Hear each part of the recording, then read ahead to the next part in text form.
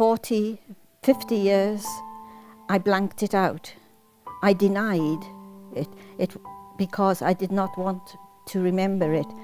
There's something hidden, and I think that may be the case with a lot of people here, that we suppressed a lot of things.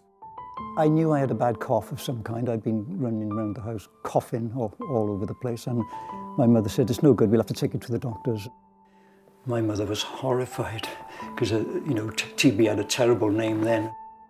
Oh, we had x-rays and TB, my spine. So they said me to come to the sanatorium. I came here when I was about 18 months, and I was hospitalised then till I was about 7 and a half.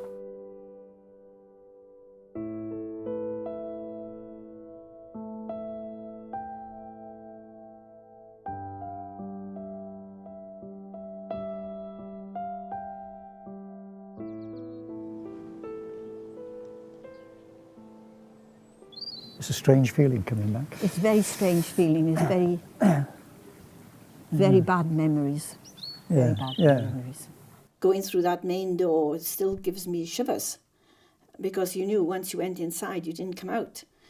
And when I saw the place, when I got out of the whatever type of transport it was, I thought, that's not a hospital, it's a castle. I came in with my mum, right? We came in an ambulance. Went in, and my auntie was with us as well. My mother was there, and the nurse took my hand as soon as we came to the doors, and up the stairs, right up some stairs, into the ward 2. She put me into bed, undressed me, wherever, put my nightie on, sitting in bed, waiting, no sign. And it's all older children in the ward, so yeah, 12, 13. I was there, and the nurse guy started crying. What are you crying for? This way they talk to you, right? It's very strict. What are you crying for? I said, well, my mummy. Oh, your mother's gone home. You'll see her next month on visiting day. Obviously, the nurses had other more important duties to do rather than look after a screaming child. So she put a harness around me and fitted me to the bed.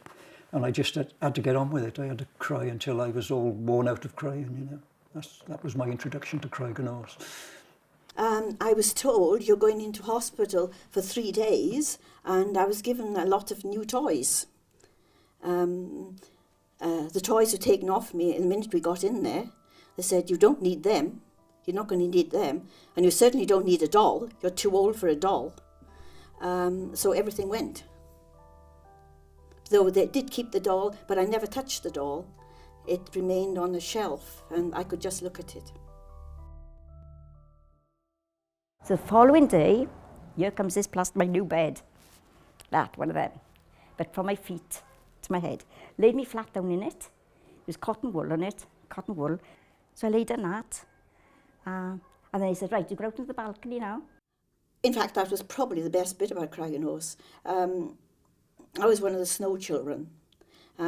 We lived outside, and the arrival of snow was always a great sign of excitement, because we'd have green tarpaulins to cover our bed, and rain when it rained, because the rain would come in, and we'd have green tarpaulins which we'd tie and make tents over our bed.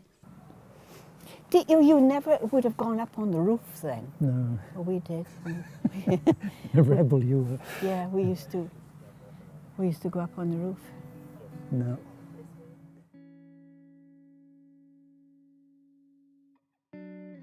One of the odd things is that during a changeover of staff, there was a gap when there was nobody in charge, and we would play and we'd run down the banisters.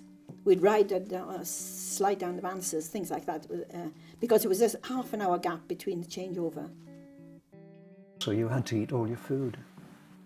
And they didn't know that we'd discovered a loose floorboard. And I could go around collecting all the things they were supposed to eat and hide them under the floorboard.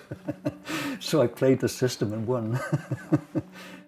My bed was placed up on blocks, 12-inch blocks, and depending on how ill you were with the height of these blocks, some people had 4 inches. I had 12. Some people had 18 inches. And the beds were tipped up like that. They were tipped up, and you had to lie on your side and not move. And they had propped you up with pillows so you couldn't move. I mean, you'd wake up in the morning and you'd wake up to the sun and the mountains and everything. Whereas if you're in the ward, there was absolutely nothing in the way for your eye to rest on. The walls were nothing. There was no curtains. Walls were blank, and the idea was, that putting stuff on the walls would lead to infection. It was basically like being in a prison if you walked into it.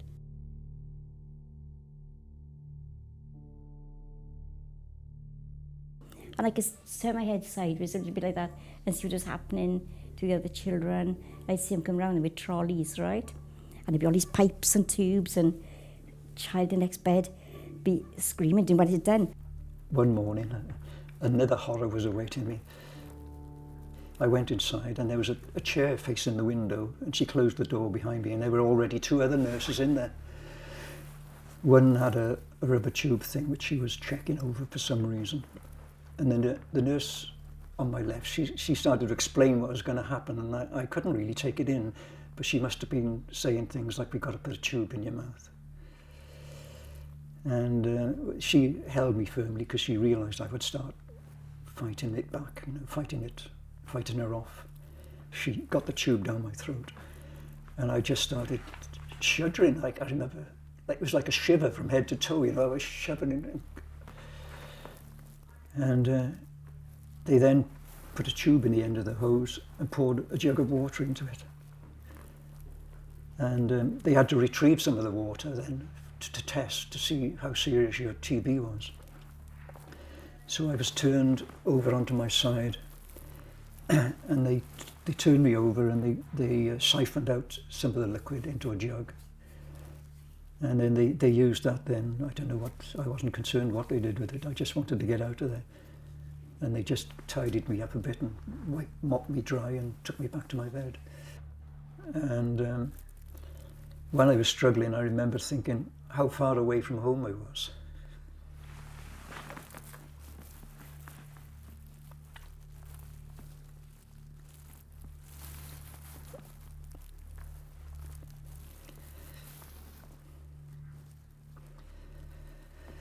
I was thinking I'm probably 100 miles from home,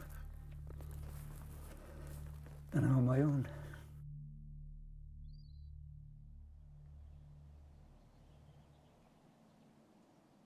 Night before I went home, they took my plaster cast off me, my little plaster cast, so you can have a bath. I had one for 3 years.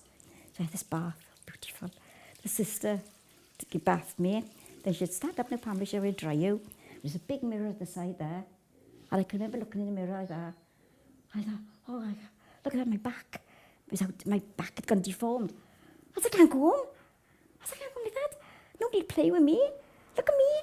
And she goes, Pamela, be glad you're alive.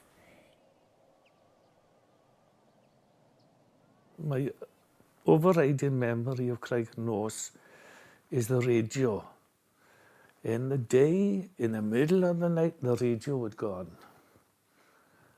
Housewives' favourites, Max Bygraves, Vienna Girls Choir.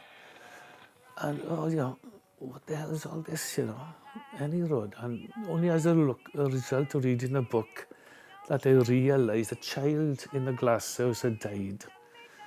And the beds made such a squeak when they were taking them to the mortuaries to put the radio up.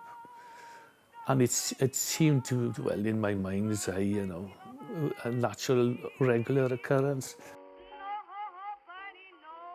I hadn't given Craignos, much thought at all.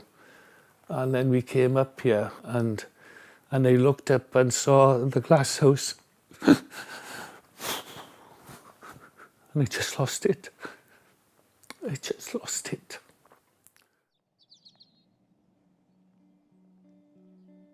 Seeing all this plaster work up here must have had an effect on me, because I chose to go into the trade where I could make some of that myself. I had 2 children, which the doctor said we no, but I went ahead. I took my irons off. The doctor said no, but I went ahead. My mother said no as well. And I listened to myself, like my father said, how do you feel about it? And if I feel so good, yes, fair enough. You know what they say, if it doesn't kill you, it makes you stronger. because really after that, you know, nothing that life could throw at you was as bad. You know, you learn to survive. And that is giving us all such a sense of, grit and determination. And there's not one of us. It's well, me, Nobody feels sorry for us. We don't feel sorry for ourselves. And we all know there's so many millions of us off. We've been here. It's me, that's what we are. Good or bad.